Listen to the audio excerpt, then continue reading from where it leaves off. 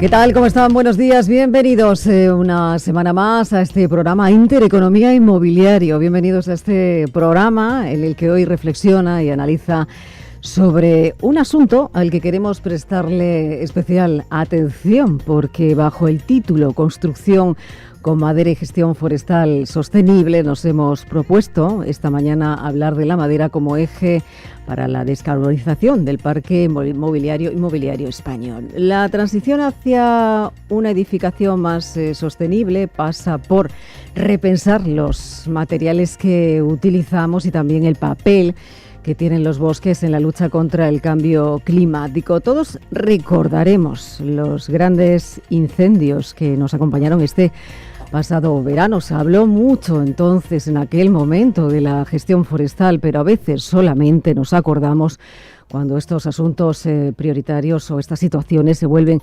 críticas, como ha sido este caso. Es algo que no debemos olvidar, pero sobre todo sobre el que hay que actuar. Por eso el impacto de una gestión forestal activa y sostenible en la prevención de los incendios y también en la economía rural es fundamental, pero más allá de pensar en esa prevención hay una cadena de valor extraordinaria que hoy en este programa vamos a poner sobre la mesa y vamos a hablar sobre ella. Vamos a poner, como les decimos, sobre la mesa esta cadena de valor, hablando de por qué se necesitan esas alianzas público-privadas y sistemas de certificación y trazabilidad que garanticen esa cadena de valor responsables del bosque, industria y de la construcción. Es algo que generaría oportunidades de inversión y de empleo cualificado por la gestión y esa transformación local de la madera en nuestro país. Es algo que podría convertir a España en un referente europeo de construcción con madera, con la industrialización como motor de esa competitividad y también la modernización del sector de la construcción, teniendo en cuenta la madera como material clave en la reducción de emisiones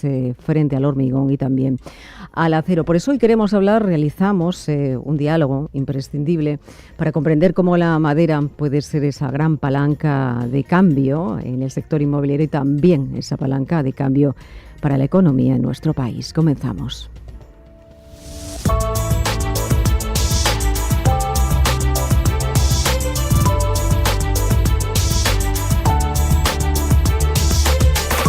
Elena Fraile dirige y presenta Intereconomía Inmobiliario.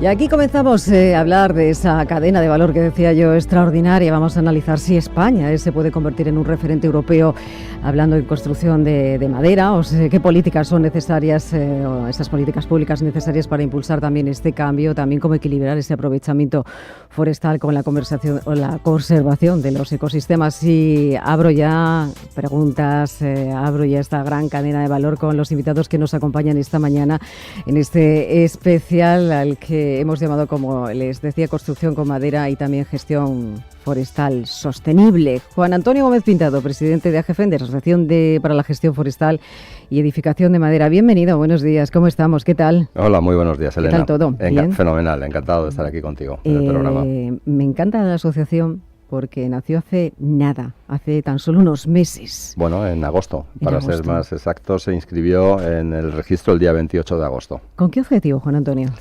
El objetivo es el unir dos sectores que yo creo son importantísimos en la economía española, la gestión forestal, y todos, lo comentabas al principio del programa, todos hemos vivido el dramatismo de los incendios durante este verano y cómo hay que tener esa gestión sostenible para evitar.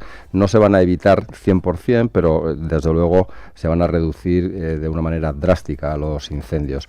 Y luego conectarlo con el mundo de la edificación. Había, y así lo pensamos, ¿no? Hay asociaciones que se dedican a la gestión forestal, hay asociaciones que se dedican al mundo promotor, pero no había ninguna que uniese las dos verticales de los dos negocios, y por eso pensé que en su momento que era necesario tener esta asociación para impulsar todo lo que has dicho maravillosamente al inicio del programa, ¿no? Porque decía yo, Juan Antonio, es una cadena de valor extraordinaria, pero muchas veces hay que darse cuenta de lo que puede ser como palanca de cambio para la construcción en nuestro país, para esa industrialización, y también como una industria propia, ¿no? Para enfrentarnos y competir también con otros países a los que quizás miramos de manera diferente, pero que nosotros tenemos algo maravilloso, extraordinario, para poder construirlo también aquí. Estamos en un momento clave y estamos en un momento de transición de nuestro sector, del sector inmobiliario, donde tiene que aparecer ya de una manera definitiva la industrialización, que tanto tiempo llevamos hablando con ella, y la madera es el material perfecto para poder industrializar. Si además tenemos en cuenta toda la regulación que nos viene desde Europa y que tenemos que cumplir en el 2030 y en el 2040, que ya hay otro paso intermedio para llegar al 2050 con la descarbonización total del parque inmobiliario, el mejor material para conseguir esto es la madera, sin ninguna duda. Quiero presentar a Pablo Sainz, cofundador de Budea y autor también de un libro tan interesante que yo me he leído varias veces, como es La Casa Industrializada. Pablo, bienvenido. Pues ¿Cómo estamos? Buenos días, ¿qué tal? Pues fenomenal, Elena. ¿Has encontrado un poquito de tráfico al entrar? He encontrado, fíjate, un contenedor de una obra. ¿Ah, No sí? podía ser No una me cosa digas. tan paradójica. ¿Ahí no había madera? No era de madera, No era de estaba madera. lleno de escombro. Sí. Bienvenido. Muchísimas gracias. Bueno, hablaba yo que tenés varios libros, cofundador de Budea. Tú eres un enamorado de la madera, hablando de la industrialización. Eres de esas personas que reflexiona y analiza sobre este sector y lo hace con una visión de futuro, con amplias miras, ¿no? Para saber dónde estamos y dónde podemos estar en unos años. Hablando de industrialización, hablando de madera, si España hace los deberes, ¿dónde podríamos encontrarnos dentro de 10 años, Pablo? Pues en un mundo maravilloso. Nos encontraríamos en un mundo donde la construcción va a ser una cosa más fácil, ¿no? Porque ya no vamos a hablar de procesos larguísimos, con mucha gente implicada en obra húmeda, montando estructuras de hormigón, sino que van a ser kits de madera, bueno, que están siendo kits de madera que se ensamblan en una décima parte del tiempo. Va a ser también una cadena de valor que ya va a estar alineada, así cogiendo la bola de cristal, y en el cual ese paso que hablaba Juan Antonio, ¿no? del bosque a la producción va a estar hecha.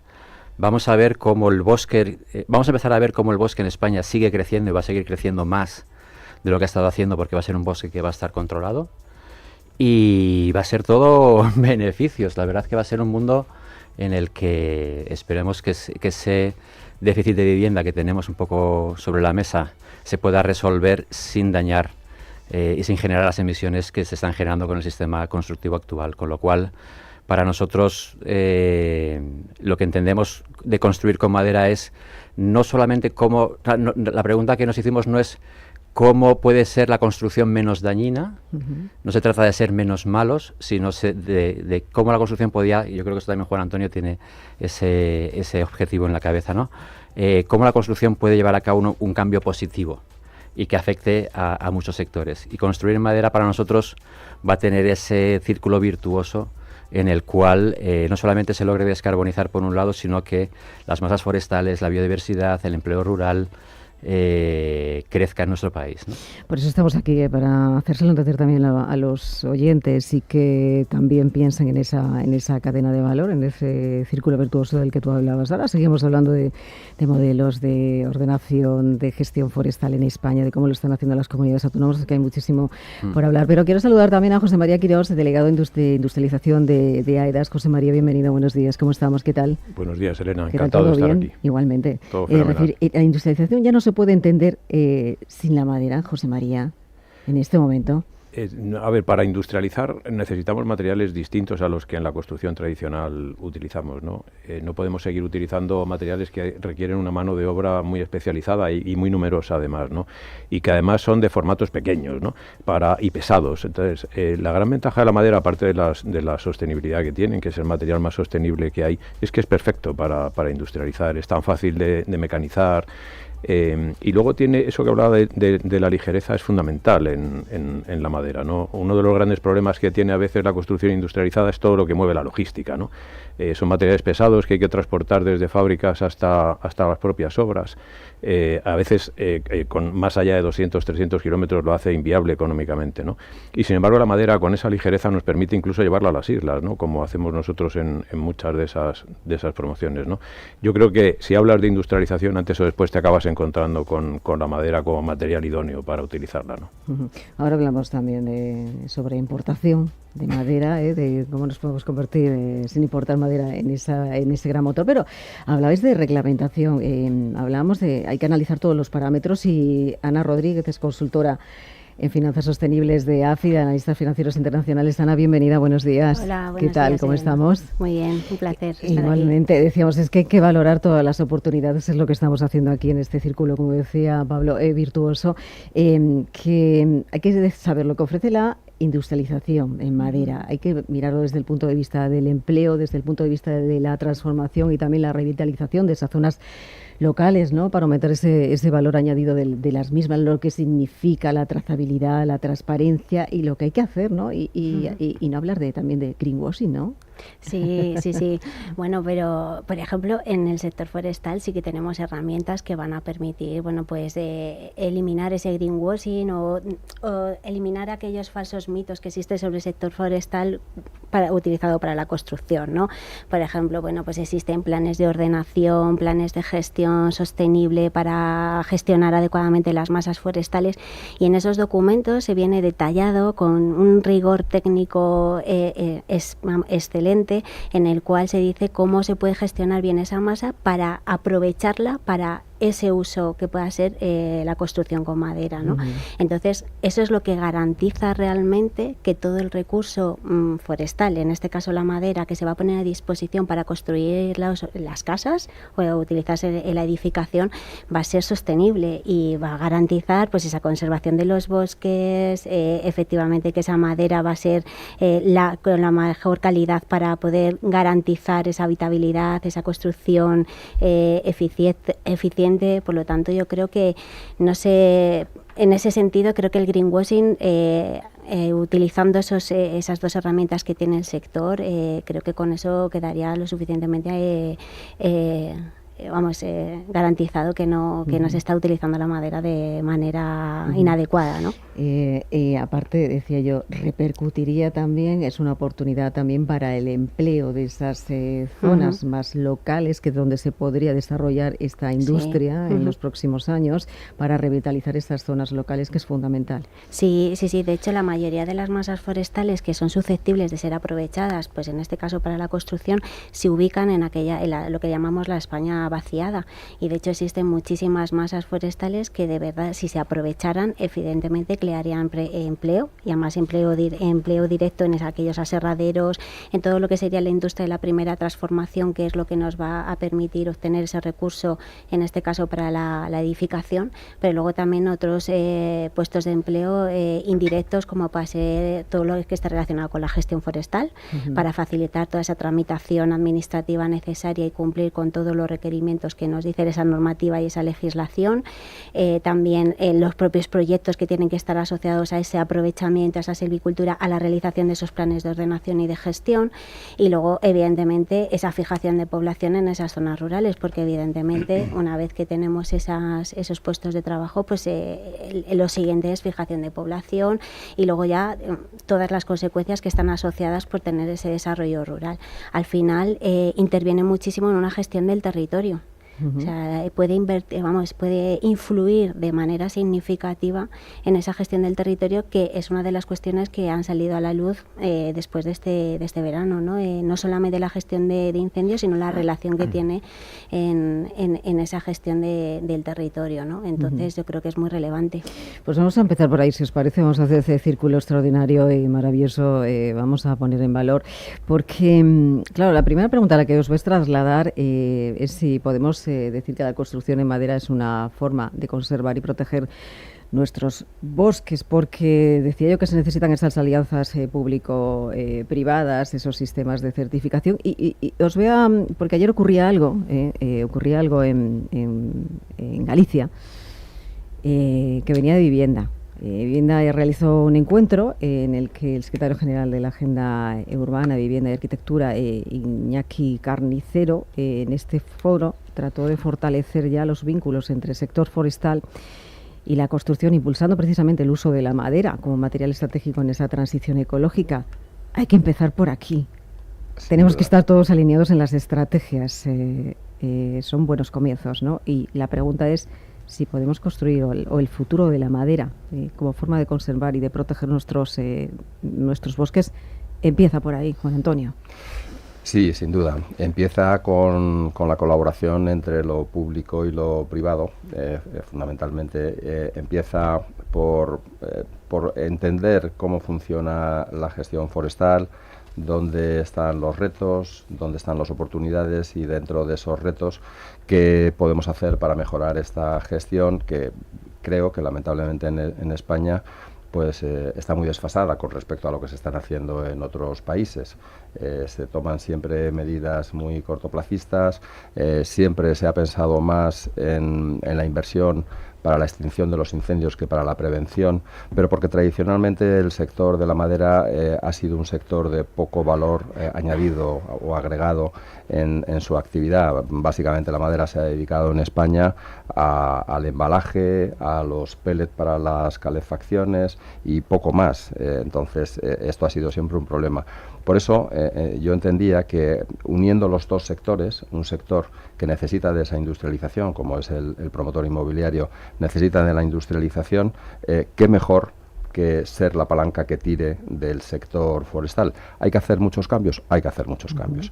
De hecho, hicimos un trabajo con analistas financieros en su momento para identificar dónde podían estar los cuellos de botella y qué soluciones alternativas podríamos dar a esos cuellos de botella. De ahí salió, de esa reflexión, de ese trabajo, salió la posibilidad de transformar la ley e incluir las entidades colaboradoras silvícolas, que es una entidad privada que tiene una supervisión pública y que sería capaz, en función de lo que cada comunidad autónoma desarrollase, de efectuar esos trabajos que son cuellos de botella para la administración y se pudiesen hacer de una manera privada.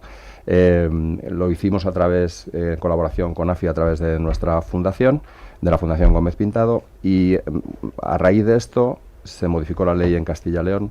Se ha modificado la ley de montes en Castilla-La Mancha y ahora está en curso la modificación en Andalucía.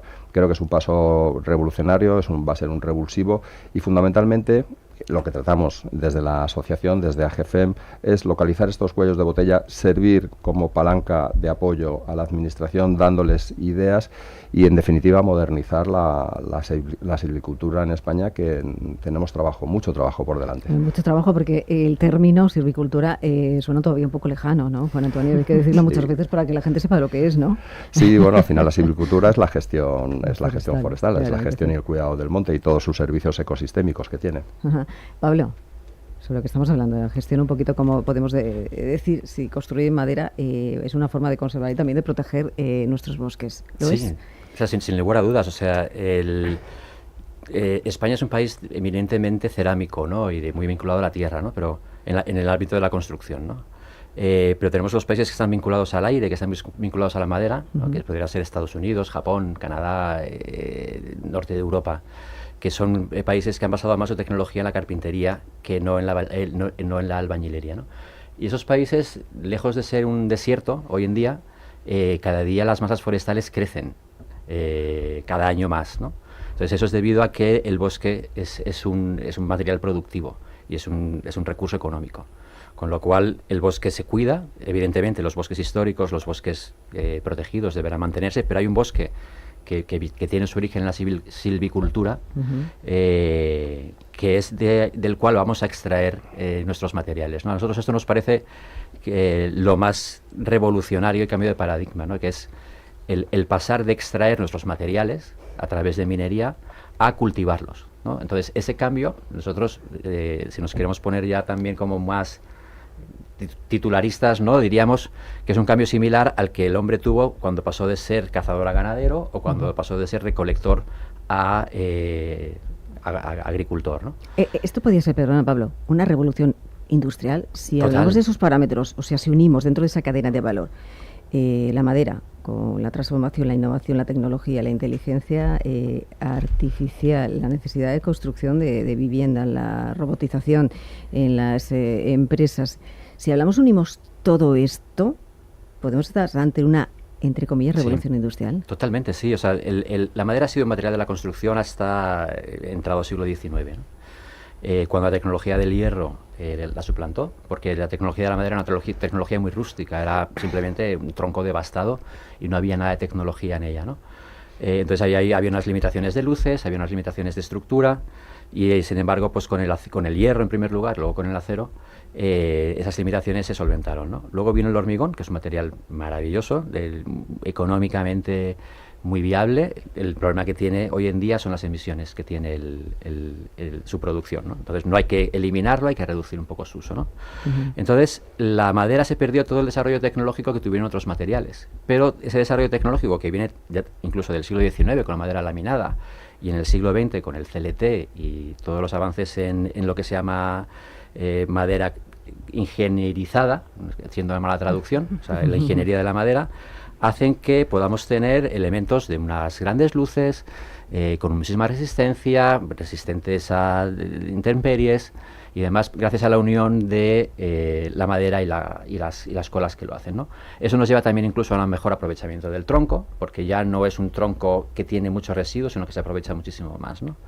Entonces, eso unido a los procesos digitales hacen que el binomio digitalización y producción sea muy íntimo, porque nosotros vamos a modelar a través de tecnología digital, y esos modelos van a ir directamente, van directamente, o sea, no es un futuro, es una realidad ya, van directamente a las máquinas robotizadas que tienen todos los productores de CLT y de madera aquí en España, y de ahí salen ya unos kits con unas instrucciones de montaje que, o sea, nosotros 5, un fin de semana podríamos montarlo. Sí. Con lo cual va a ser una revolución, sí, está siendo una revolución. Oye, ¿por qué no hemos encontrado, hablamos, no, estamos en el momento, ahora estamos haciendo, estamos en esa evolución, decías, en esa revolución industrial, pero ¿por qué España no ha sabido darse cuenta antes de esa oportunidad que teníamos y nos estamos dando cuenta ahora? ¿Qué eso ha sido el revulsivo? No sé, algo que haya hecho esa palanca de cambio, que haya sido... eso nos podríamos sentarnos y decir qué nos llevó a cada uno, ¿no? Sí. A nosotros nos pareció que era el momento prioritario, ¿no? Se juntaba la necesidad con la oportunidad. Entonces, si el carbono realmente es el problema, la madera es la solución más bonita, porque lo que hace es que es una máquina perfecta de absorción de carbono. Su creación es muy económica, o sea, yo ahora mismo podría tener aquí en el bolsillo el prototipo de 100 máquinas de esas en forma de semillas, ¿no? Y luego lo bonito que tiene que ese árbol transforma el carbono, y ese carbono, pues colocado en un edificio, lo va a hacer. Entonces, ¿por qué no nos hemos dado cuenta? No sé si antes o después, pero yo creo que nos hemos dado cuenta bastante a tiempo. O sea, España está, no diré liderando, pero está poniendo sobre la mesa proyectos muy significativos a la hora de construir con madera, ¿no? En Barcelona, País Vasco, Madrid, se están haciendo proyectos muy, muy interesantes que no tienen nada que envidiar por ahí fuera, ¿no? ¿Qué nos faltaría ahora? Y también hablabas antes de las administraciones, ¿no? Sí. Yo creo que llegará un futuro cercano en el cual la administración no será necesaria, y sería lo mejor, ¿no? Que no puede ser un sistema que sea sostenible si estás soportado por una ayuda gubernamental, ¿no? Pero sí que en este arranque es necesario este apoyo, y que está muy bien que a través de Viña de Carnicero y todos los ministerios, también a través del PERTE, esto se ayude. ¿Pero para qué? Para ayudar a esa tecnología nueva que en principio tiene más complejidad de competir en precio con el hormigón, porque la tecnología más barata es la tecnología más accesible, y el hormigón es la que es la tecnología más accesible, a llegar a ser competitiva. Pero va a ser competitiva simplemente por volumen, no porque haya que estarla financiando, ¿no?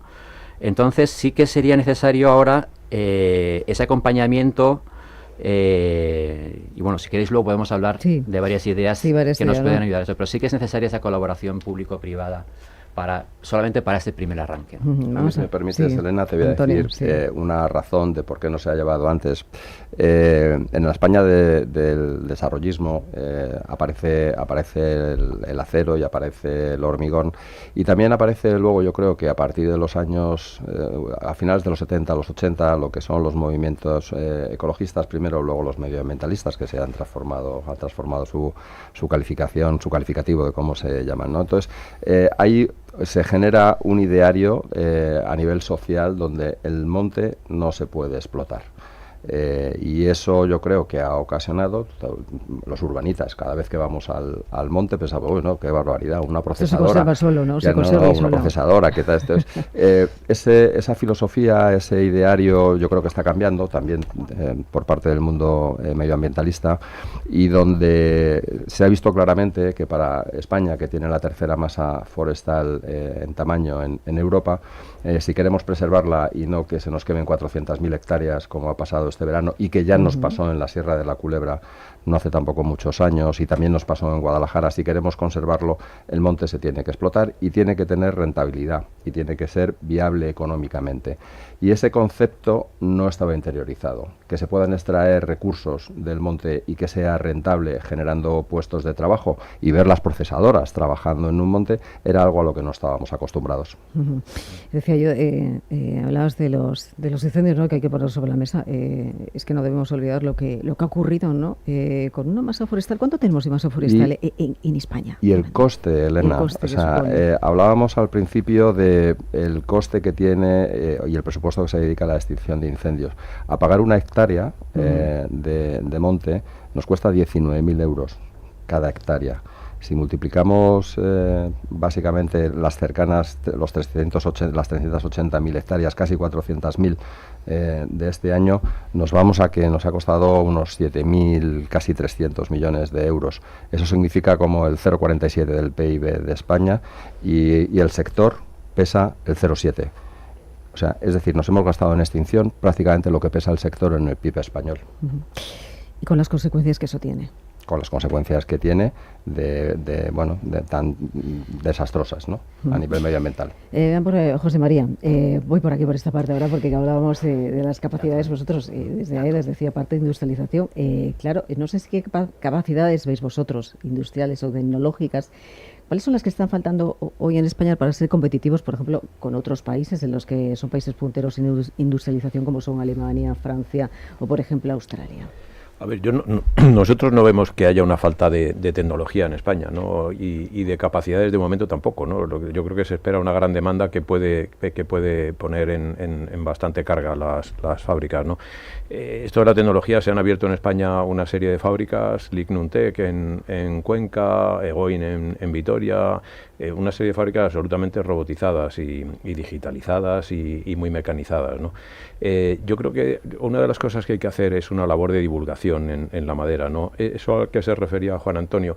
Bueno, el sector de la construcción es bastante inmovilista por lo general, ¿no? Los cambios cuesta mucho hacerlos. Seguro que el paso ese que hablábamos de la madera al acero y al hormigón, seguro que fue traumático, ¿no? Y ahora, sin llegar a ser traumático, cuesta mucho, ¿no? Hay que hacer una campaña de divulgación y vencer ciertos mantras que hay, ¿no? El primero es que cuando construimos en madera se desforesta el país. Bueno, pues es todo lo contrario, ¿no? O aborrarlo, o sea, y eso nos está costando, ¿no? Es que es todo lo contrario lo que se produce, ¿no? La madera arde. Bueno, pues claro que arde la madera y todos los materiales de construcción, pero arde de una manera ordenada y previsible, no como le pasa, por ejemplo, al acero, que no es previsible en qué momento va a haber ahí un problema, ¿no? Por eso yo creo que eso es lo primero que tenemos que hacer, ¿no? Una campaña, eso es lo primero que echamos en falta, ¿no? Y luego, afortunadamente, como tenemos ya varios casos, Paula lo decía, de grandes edificios construidos en madera, nosotros hemos hecho 7 promociones ya en madera. Yo creo que ya es un ejemplo para tranquilizar a todo el mundo, ¿no? Para que vea que la construcción en madera es posible, que es competitiva económicamente, que no genera rechazo por parte de los compradores y que no tiene ningún problema técnico ni de durabilidad, ¿no? Y luego hay un pequeño tema que no es tan pequeño, yo creo que de industria inmadura, ¿no? Y no es achacable a la industria de la madera, y son los equipos de montaje que nos hacen falta para montar los componentes que fabricamos con madera, ¿no? Ahí estamos notando un cuello de botella importante, ¿no? La madera hoy en día la estamos usando como componentes, ¿no? Como fachadas, como estructuras. Eso se produce en una fábrica y luego se monta en una obra, ¿no? Eso hacen falta unos equipos especializados que lógicamente no existían porque es una industria poco desarrollada en este país, y ahí estamos encontrando un cuello de botella importante, ¿no? Y eso evidentemente hay que resolverlo con formación a esos trabajadores. Es importante, decimos, la formación, Ana. Aquí decíamos, esas oportunidades, esos retos, es fundamental la formación y también garantizar, dentro de lo que hablamos, esa inversión también forestal, la trazabilidad, la transparencia, las certificaciones. ¿Qué es lo que trabajáis vosotros? Sí, nosotros trabajamos, mira, datos con respecto a esos especialistas que se necesitan. Bueno, pues afortunadamente en España existe una carrera universitaria, la ingeniería de montes, que ahí salen profesionales lo suficientemente preparados como para abordar estos retos que realmente, bueno, pues a los que nos están pidiendo la sociedad, ¿no? Y en este caso el sector de la construcción. Dentro de esa carrera existe una especialidad que se llama la tecnología de la madera, que efectivamente va a resolver o va a intentar bueno, pues dar soluciones a todos estos retos que está planteando los nuevos sistemas constructivos, la industrialización de la construcción, etcétera, ¿no? Entonces ahí ya pues ahí tenemos un gran potencial, ¿no? que debería de conocerse y que bueno, pues que se sepa que existe y que lógicamente hay que empezar a desarrollarlo. De hecho, también en esa universidad aquí en Madrid pues también existe un máster de construcción en madera, o sea, y ahí ya se desarrollan, bueno, pues espectaculares profesionales, tanto arquitectos como ingenieros de montes, como cualquier ingeniería o ingeniero que esté, bueno, pues capacitado para poder abordar este tipo de proyectos. O sea que hay muchísimos profesionales. Y luego ya centrándonos un poco más en la parte más técnica, también es fundamental tener carpinteros, o sea, no solamente técnicos, o sea, los carpinteros son fundamentales porque tienen una experiencia, saben del conocimiento del tratamiento de la madera y efectivamente son los que van a ayudar a que ese producto final que ya se ha desarrollado y se ha diseñado con esos desarrollos tecnológicos que son fundamentales, pues evidentemente cumplan las garantías y luego también, bueno, pues que sea bonito, o sea, no solamente sea funcional, que además seas capaz de aprovechar en esencia la madera, porque la madera con los cortes adecuados es preciosa. O sea, realmente, o sea, es muy bonita, puede llegar a tener dibujos muy bonitos de manera natural, ¿no? O sea, que entonces ahí también sería vamos, pues que hay que potenciar todas esas necesidades, que efectivamente es un cuello de botella, ¿no? El tener esos profesionales, pero bueno, que hay carreras profesionales para poder bueno, pues sacar profesionales al mercado laboral, ¿no? Con todas estas oportunidades, ¿podría España, vamos a hablar, convertirse en un referente europeo dentro de la construcción con madera? Os voy a lanzar así la pregunta, luego hablamos también de la gestión forestal por comunidades autónomas, que lo ponías tú sobre la mesa. ¿Qué hay que hacer? ¿Qué pueden hacer también los ayuntamientos? Pero por empezar a dar un 360 en un círculo virtuoso, ¿puede convertirse España en un referente europeo? No sé si nos queda mucho, nos queda poco, estamos en ese camino, la evolución está siendo buena. ¿Cómo estamos con Nos queda mucho. ¿Nos queda mucho? Sí, nos ¿Tanto queda como mucho. 10 años o más? Yo creo que daba la clave José María. Al final el sector promotor es bastante inmovilista y se producen cambios y cada vez que se han producido han tardado tiempo. Luego, la verdad es que cuando el barco se pone en marcha, la inercia que tiene es grande. Y voy a poner un ejemplo. Yo me acuerdo el rechazo que tuvo el sector cuando apareció el Pladur, por ejemplo, ¿no?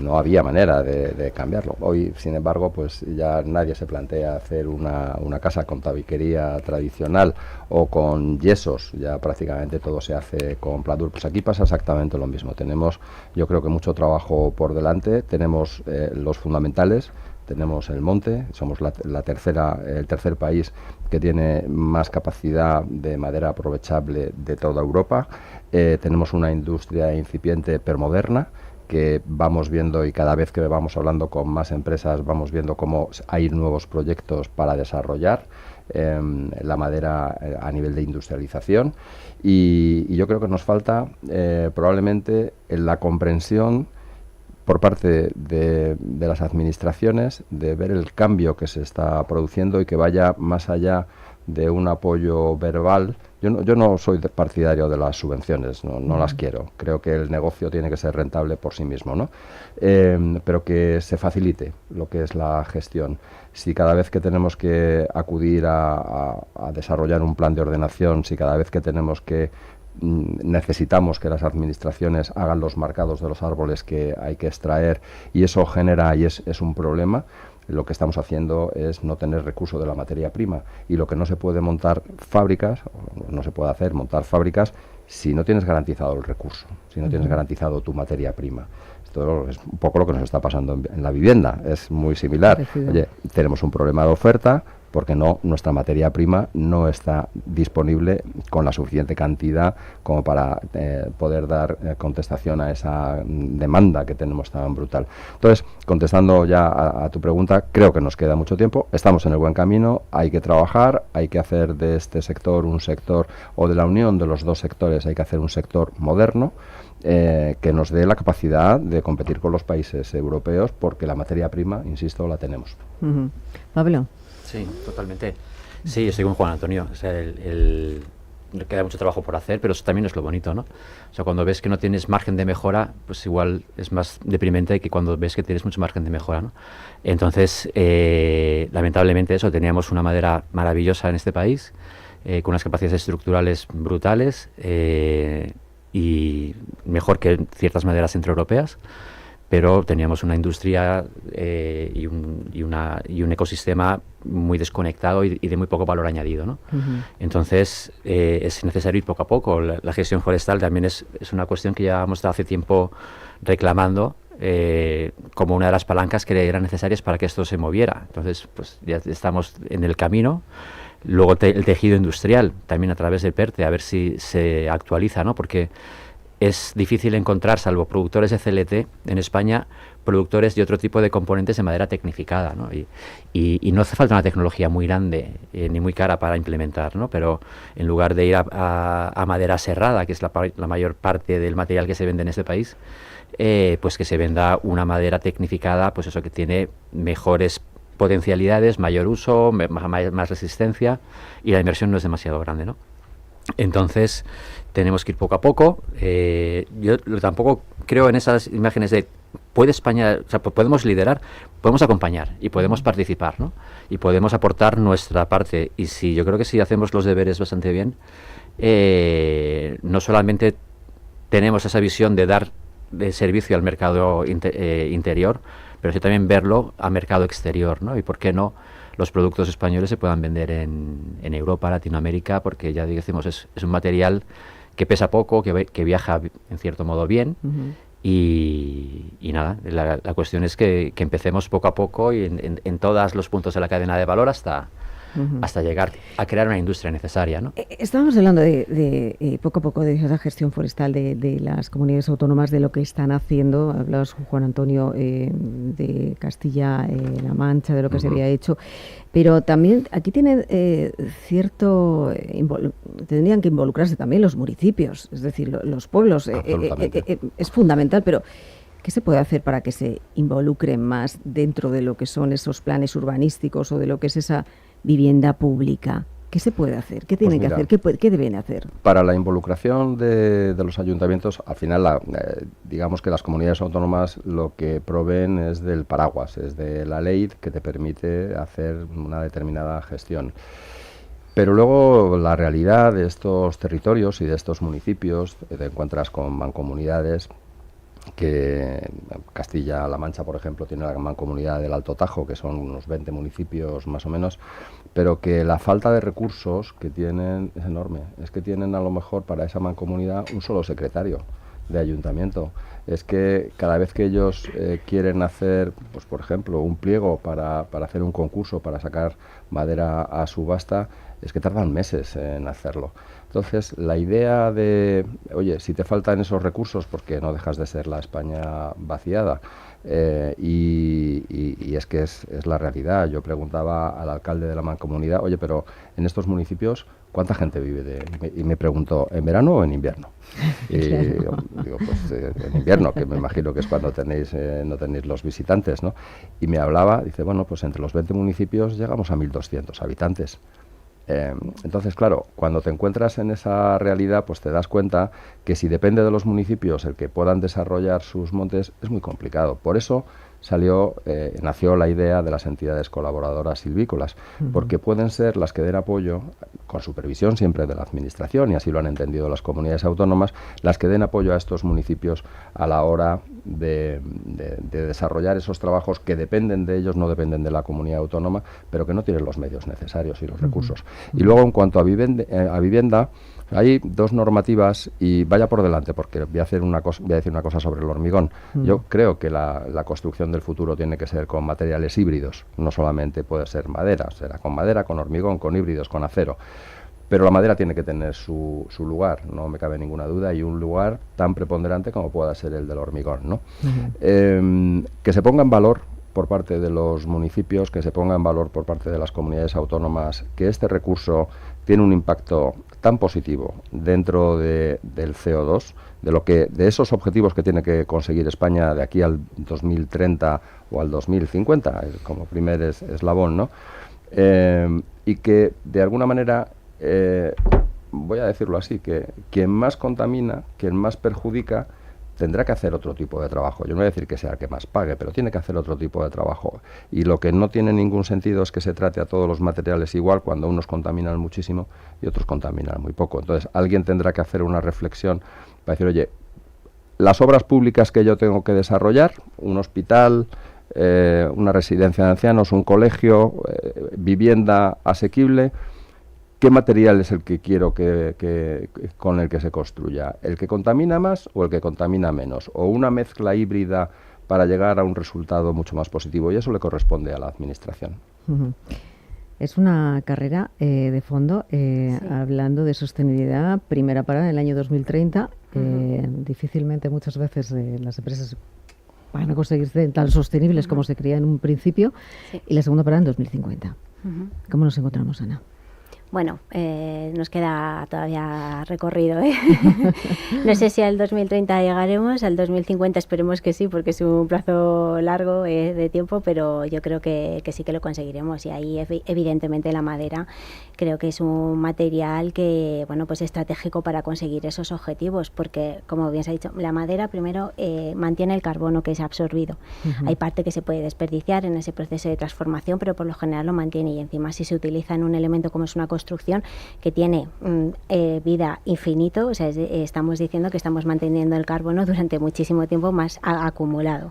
Además, siempre se dice que, bueno, pues si tenemos una madera en una casa, pues madera que no va a ser susceptible de ser quemada. O sea, y ahí seguimos manteniendo ese carbono. Luego es un material súper eficiente térmicamente hablando, o sea que va a contribuir a esa eficiencia energética y va a contribuir a un menor consumo de esos recursos fósiles, pues para mantener un bienestar dentro de una vivienda. Y evidentemente, luego además es un material muy manejable, muy maneable, que se puede utilizar en muchos usos, ¿no?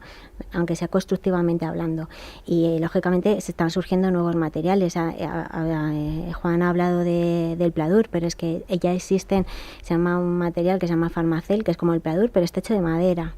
Entonces, cada vez están surgiendo más materiales. ¿Se llama, dices? Farmacel. Farmacel. Vamos a apuntarle. Sí, es como muy parecido al Pladur, pero realmente está hecho de madera prensada.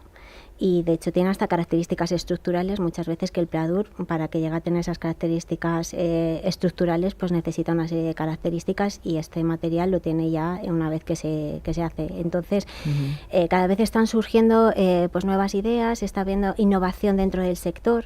Es verdad que queda mucho por desarrollar, pero existe innovación, o sea, hay colectivos y, bueno, en esta mesa los tenemos presentes, ¿no?, que están apostando por esa innovación y vamos, yo creo que apostar por la madera, evidentemente, como también ha dicho Juan, de manera híbrida, o sea, no es que estemos eliminando otros materiales, creo que es clave para esa descarbonización del sector, ¿no? Estamos hablando de la madera como activo climático también.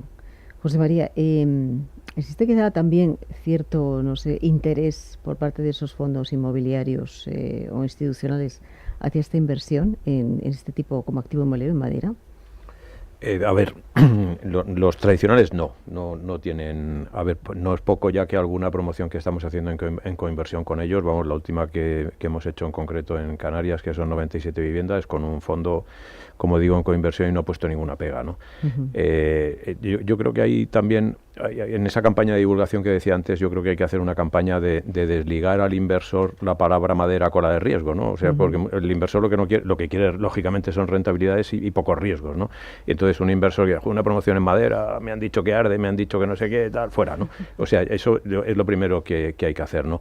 Yo tampoco soy partidario de las subvenciones, pero yo creo que ese agravio comparativo que decía Juan Antonio, yo creo que eso de alguna manera había que primarlo, ¿no? Hay determinados municipios de países vecinos que lo que hacen es que cuando tú haces una construcción más sostenible te permiten un exceso de edificación. De hecho, aquí hay algún municipio que nosotros, por hacer edificios con una calificación energética alta, una AA, hemos tenido esa recompensa, ¿no?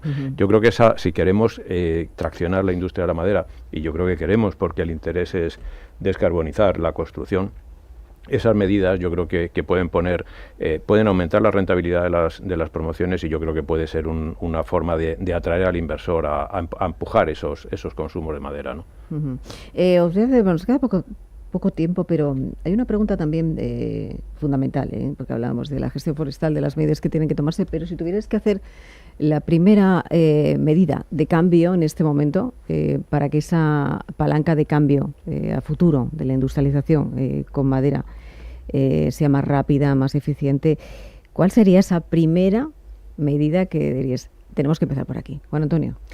Pues que lo mismo que se han modificado las leyes y se permite ahora que existan las entidades colaboradoras silvícolas, que se desarrolle el reglamento, porque podemos cambiar la ley, pero si no tenemos un reglamento de cómo tenemos que aplicarlo... ¿No acompaña el reglamento? ¿Tampoco? ¿No? No. Primero han aprobado la ley, la modificación de la ley, pero ahora hay que desarrollar cómo se tiene... O sea, qué atribuciones le van a dar a estas entidades colaboradoras y cómo se van a gestionar. Y esto es uno de los grandes problemas que tenemos. Por eso decía que las administraciones tienen un papel importantísimo. Podemos detectar los cuellos de botella, podemos dar las soluciones, pero si luego para implementarlo dependemos de tiempos políticos, es muy complejo, ¿no? Entonces la primera medida es que se desarrollen los reglamentos de una manera rápida. Y una segunda medida es que creo que es trascendental y no tiene tanto que ver con, digamos, que con el responsable político de cómo se tiene que hacer esa transformación dentro de las leyes, sino llevado al campo, llevado a las personas, a los agentes forestales, que son los encargados de organizar las labores que se tienen que desarrollar dentro del monte. Es importantísimo que esta gente esté mentalizada. Muy importante, porque si no hay un cambio de mentalidad drástico de lo que ha representado su trabajo de ser conservacionistas del monte, en vez de pensar que el monte es una fuente de ingresos y que para que no se queme tenemos que hacer ese trabajo, hay un cambio de mentalidad que está pendiente ahí, muy importante. Pablo. Para mí hay una muy clara, y además que estamos aquí hablando de economía, ¿no? Que es la monetización del carbono.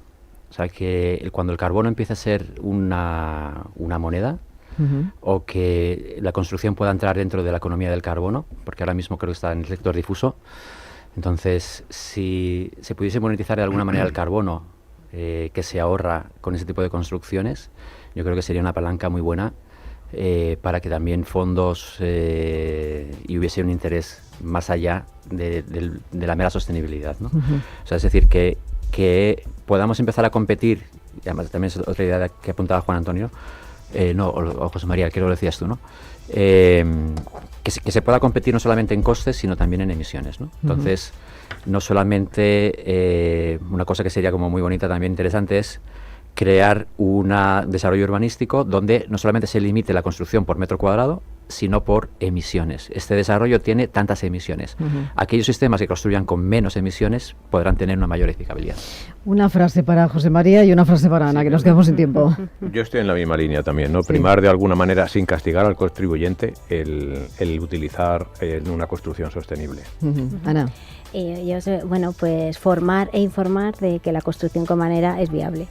Pues eso es lo que estamos haciendo aquí, ¿no? Eso. Poner esa piedra, esa primera piedra también, ¿no? Este círculo virtuoso de este modelo, de esta cadena de valor, hablando de algo que puede ser convertirse en ese motor económico para nuestro país, ¿no? Teniendo a la madera como aliada en sostenibilidad dentro de la construcción, que ayude a paliar la falta de oferta en nuestro país y que solucionaría muchísimas cosas, pero aquí tenemos la primera piedra puesta. Gracias, Juan Antonio, Pablo, Ana, José María. Gracias. Un placer, como siempre. Y a ustedes les esperamos, ya lo saben, mañana.